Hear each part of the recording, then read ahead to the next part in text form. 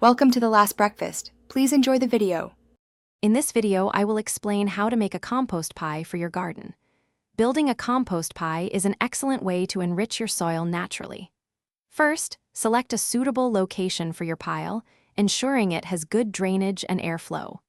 Then, begin collecting a balanced mix of green materials, like fresh grass clippings, and brown materials, such as dry leaves and wood chips. Now, let's layer your compost pie. Start with a 6-inch base of coarse brown materials for drainage and air. Next, add a 3-inch layer of green materials, followed by another 6-inch layer of brown. Continue alternating these layers, moistening each one thoroughly as you go. Aim for a ratio of roughly 2 parts brown to 1 part green for optimal decomposition. Maintaining your compost pie is crucial for success. Turn the pile every 1 to 2 weeks to aerate it and speed up decomposition. Ensure it stays consistently moist, similar to a damp sponge, but never waterlogged. Regularly check the temperature. A warm pile indicates active decomposition.